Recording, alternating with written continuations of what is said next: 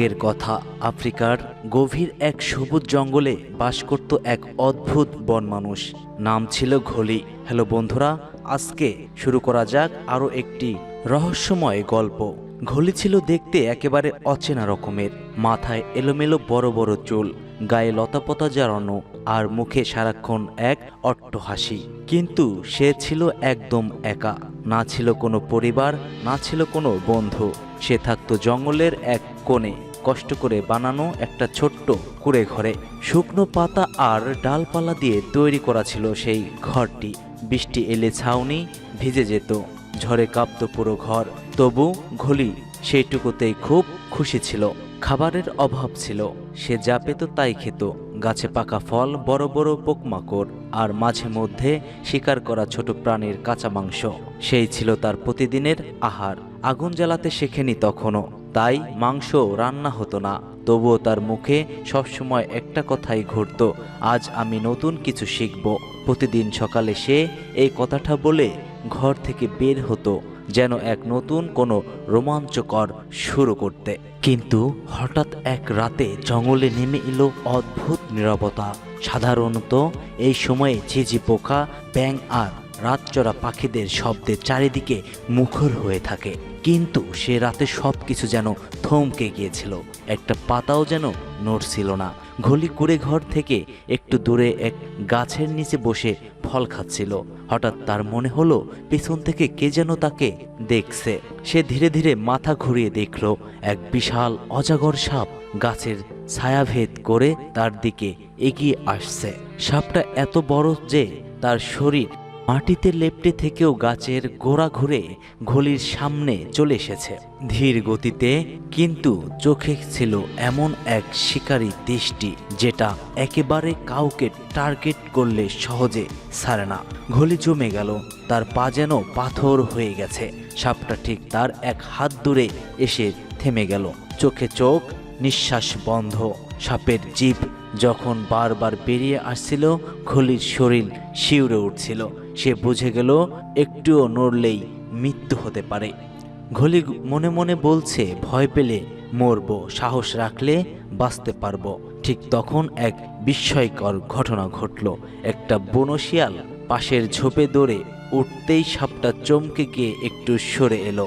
ঘলি সেই সুযোগে গড়িয়ে পড়ে পাশের এক গাছের কোটরের মধ্যে ঢুকে পড়ল। ভেতরটা অন্ধকার, ঠান্ডা আর আষ্টে গন্ধে ভরা ছিল। তবুও ঘলির চোখে যখন জল আর মুখে ফিসফিস করে বলা একটাই কথা, আমি এখনো বেঁচে আছি। এই রাতটা তার জীবনের সবচাইতে ভয়ঙ্কর রাত ছিল। কিন্তু সেদিন সে শিখল, ভয় যত বড়ই হোক না কেন, সাহস একটুখানি থাকলেও বেঁচে ফেরা যায়। অন্য একদিন এই বন মানুষ একটা পুরনো গাছের গুড়ির নিচে কিছু খুঁজে পেল। সেটি ছিল একটি পুরনো ছবি আর একটি নেকলেস। ছবিতে ছিল এক শিশু বন মানুষ আর তার মা। নেকলেসের পিছনে লেখা ছিল, ঘলি তুমি যদি বেঁচে থাকো, জানো তোমার মা তোমাকে খুব ভালোবাসে। ঘলির চোখে পানি চলে এলো। সে বুঝতে পারল সে হারিয়ে যাওয়া কোনো এক পরিবারের সন্তান। তার মা এখনো কোথাও তাকে মনে করে। এই আবিষ্কার তার জীবনে এক নতুন আশার আলো এনে দিল। একদিন ঘলি বান্দরদের সঙ্গে দোলনা খেলতে খেলতে হঠাৎ পড়ে গেল গাছ থেকে। গাছের নিচে পড়ে গিয়ে সে হাসতে হাসতে বলল, আহারে, মাটিও আজ আমার সঙ্গে খেলতে চায় বুঝি। বানরগুলো হো হো করে হেসে উঠল। তারা ঘলির চারপাশে ঘুরে নাচলো আর জঙ্গল গম গম করে উঠল হাসির শব্দে। সেই দিন থেকে জঙ্গলের সবাই ঘলিকে হাসির রাজার নামে ডাকত। কিন্তু সব দিন তো আর রঙিন হয় না। এক রাতে খুব ঝড় উঠল। বৃষ্টির তোড়ে ঘলির গাছের বাসা ভেঙে গেল। ঠান্ডা বাতাস, বিদ্যুৎ আর বজ্রপাতের মাঝে কাঁপতে কাঁপতে সে এক গাছের গোড়ায় আশ্রয় নিল। কাঁদতে কাঁদতে সে বলল, আমার কেউ নেই, আমি বড় একা। সেই রাতে ঘলি প্রথমবার বুঝল মজার মধ্যে লুকিয়ে থাকে অনেক নিঃসঙ্গতা। তারপর এই বন মানুষটি ঠিক করলো এভাবে আর একা থাকা যাবে না। সে অন্য প্রাণীদের সঙ্গে মেলামেশা শুরু করলো। হাতির পিঠে চড়ে জল আনতো, কাঠবিড়ালির সঙ্গে ফল কুড়াতো, পাখিদের গান শুনে দিন শুরু করত। ধীরে ধীরে জঙ্গলেও তার জনপ্রিয়তা বাড়ল, সবাই তাকে ভালোবাসতে লাগলো। একটি ছোট্ট পরিবার যেন তারা তৈরি করলো। এই গল্প থেকে একটি শিক্ষা পাওয়া যায়, সেটা হচ্ছে একাকিত্ব আমাদের শক্তিশালী করে, ভয় আমাদের সাহস যোগায়, কান্না আমাদের হাসতে শেখায়, আর ভালোবাসা সেটা ঠিকই ফিরে আসে যেদিন আমরা খুঁজতে শুরু করি। আমরা সবাই জীবনের জঙ্গলে হারিয়ে যাই, একা হয়ে পড়ি, কিন্তু যদি আমরা খুঁজে চলি, সাহস না হারাই, তবে একটা দিন আসবেই যেদিন আমরা নিজেদের আসল পরিচয় খুঁজে পাব।